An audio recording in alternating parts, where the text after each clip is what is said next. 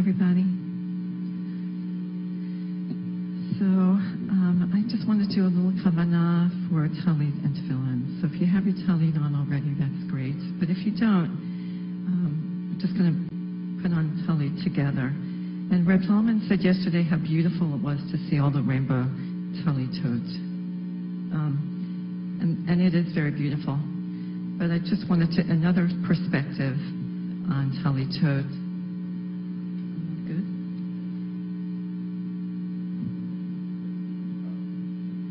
Okay. So this talit was made for me by Kimmy Pollinger a long time ago, and it's very personal.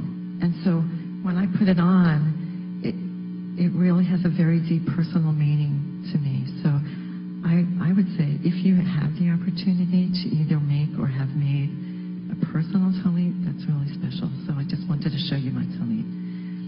So when I was a midwife delivering babies, when a baby would be born into my arms, I would say to the baby, Brucha at bevoech, Brucha at b'tzeitech. And that's also what I said to my father when he passed. And that's what I have on the Atara. Most people have the bracha, but that's what I have. Brucha bevoech, Brucha at b'tzeitech. Blessed are you when you come, blessed are you when you go. And then in the four corners, I have the four people in my family. So this is, my daughter's name is Ayala, and I have a deer. And this is Morning Star, and my husband Howie's profile. And this is me, the willow tree. And my son Jonah is a dove, and he's on here somewhere. So when I take my talit in the morning, my kavanah is that I'm wrapping myself in the love of my loved ones and the love of God. So if we take it together, if anyone who doesn't have it on yet, and we give a little kiss.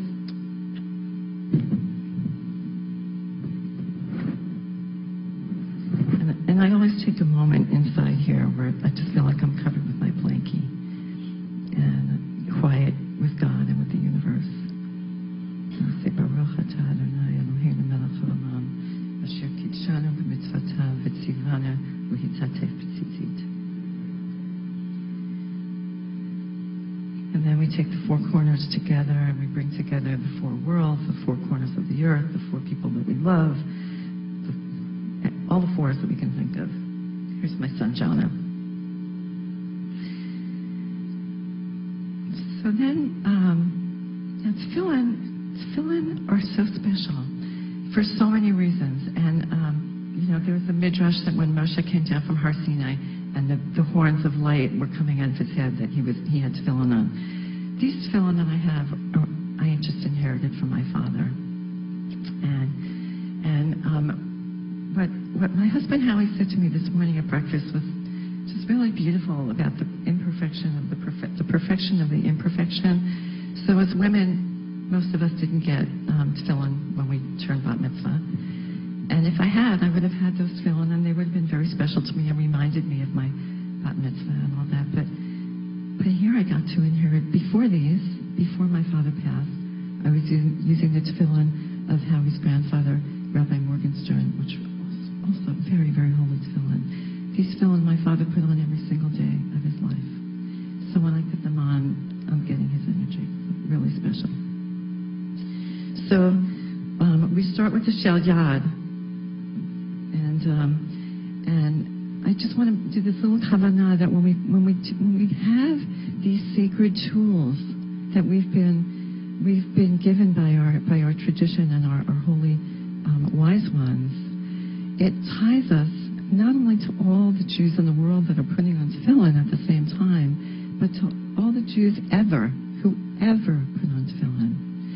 And, there's the thing about the sacred acupressure spots, and I have an article if anybody wants afterwards about some acupuncturist who did the sacred tefillin spots.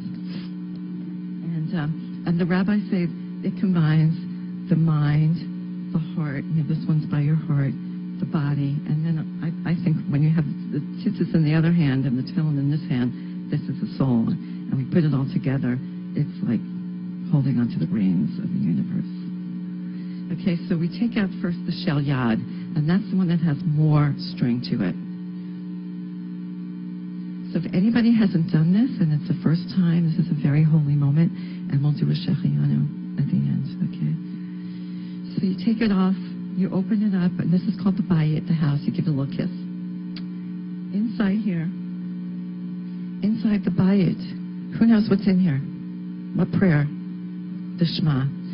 So if we were given the charge to make a time capsule and put in it something really short that everybody could learn, all kids could know, and we would say it over and over in the morning, whenever we pass through a doorway, when we travel, when we're at home, we tell it to our kids, we do it before we go to sleep. What would it be? It would be the Shema.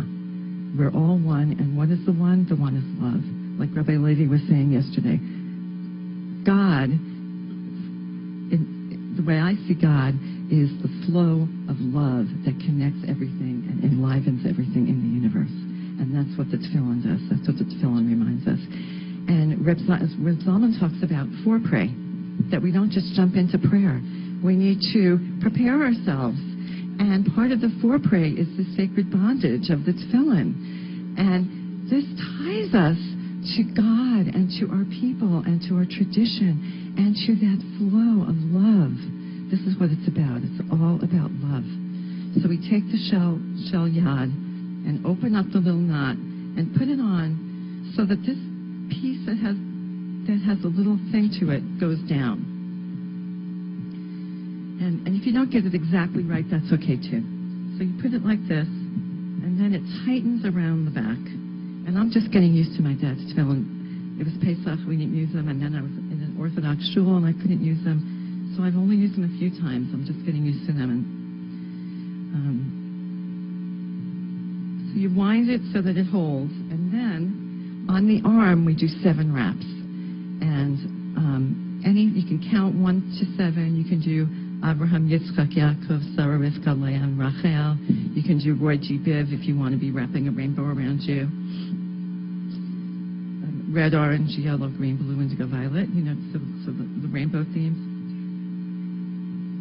So you do the 7 wraps, and 7 is because 7 is completion. 7 is everything. 7 is a very mystical number. And then with the leftover, you wrap around the wrist.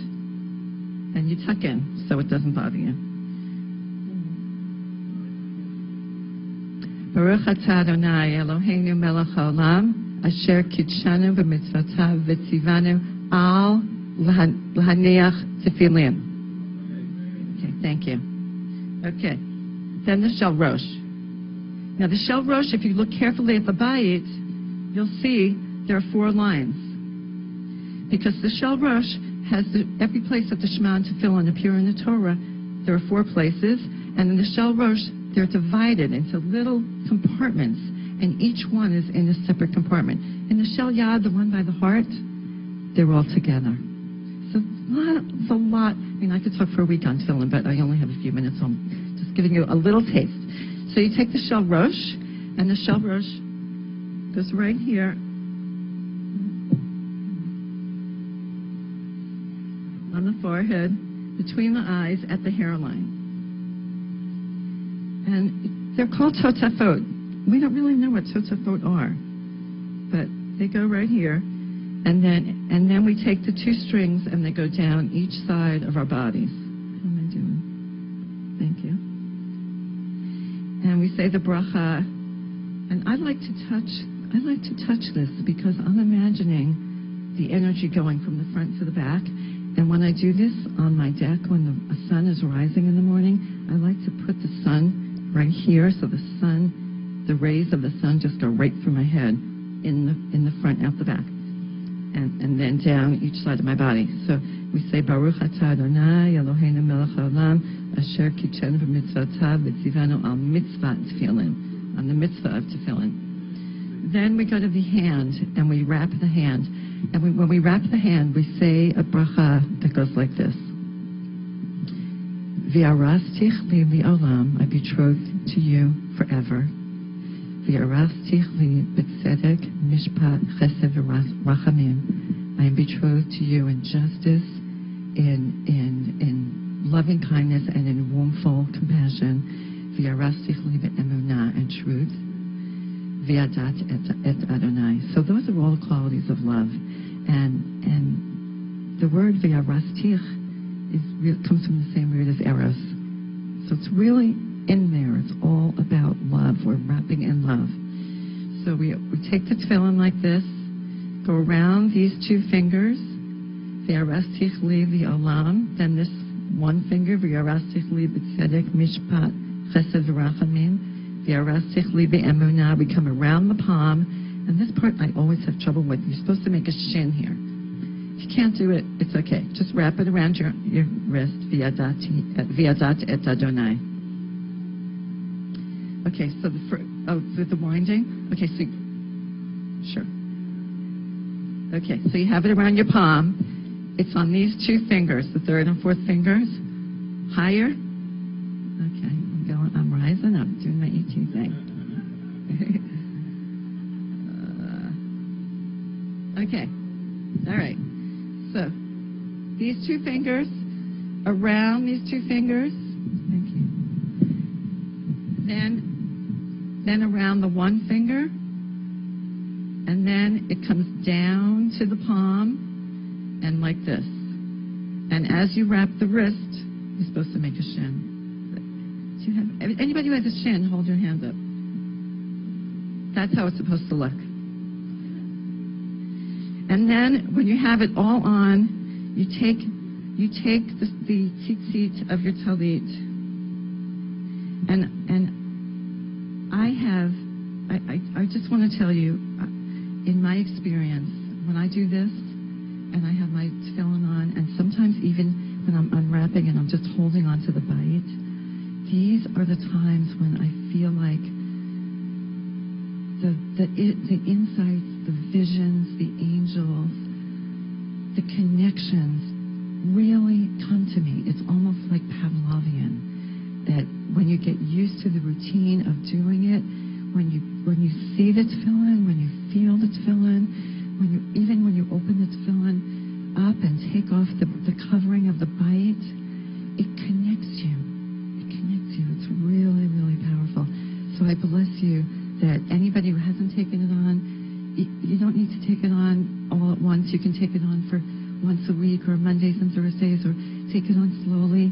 It's a beautiful, beautiful practice. So anybody who did it for the first time, if you'd like to join me in a Shechayanu. Baruch Atah Adonai Eloheinu Melech Haolam Shechayanu v'kiyamanu v'higiyanu lazman hazeh. Mazel tov, all of you.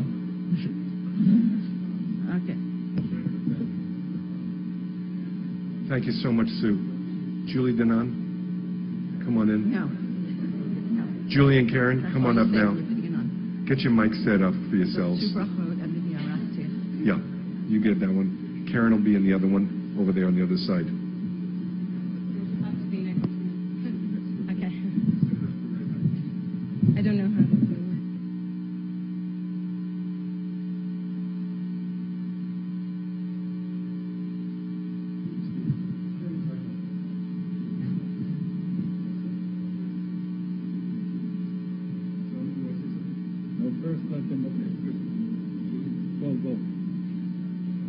When we make a sacred pilgrimage. Yes, I do want to say something. Okay.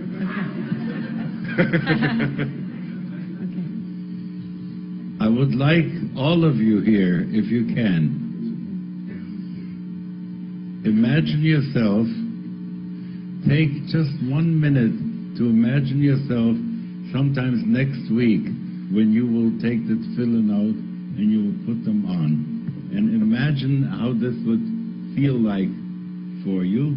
And then with that hope that you might be able to do that, that's all you need to do in this minute. Ready? Picture yourself doing it.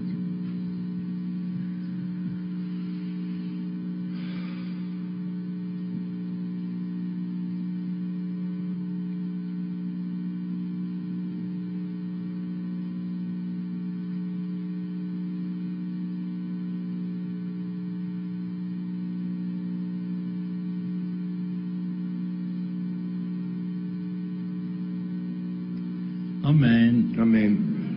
And I also want to say, Sue, thank you so much. That was gorgeous. The words, no words. It's a little hard to learn how to put them on. Thank God, Baruch Hashem for YouTube, right? So go to YouTube and just put on learning how to put on tefillin or tefillin, and there's actually 2 or 3 different ways to wrap. They're all good, whatever video you like. It's a good way to learn how to do it. It's a wonderful, wonderful practice. On the web, you can find a number of ways in which people do the turns on their hand.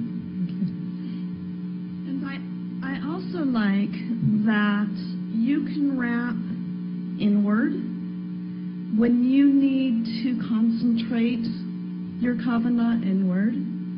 You can also put on tefillin the opposite way, where you're wrapping outwards, and that way your prayers can radiate outwards that day.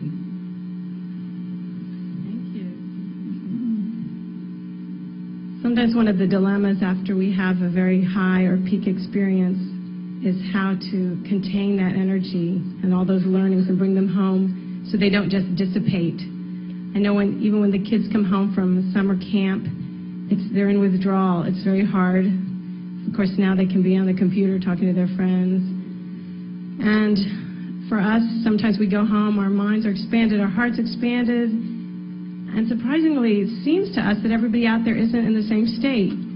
Although, if we could look deep inside, we would know that it's all holy. They're all sacred, holy beings.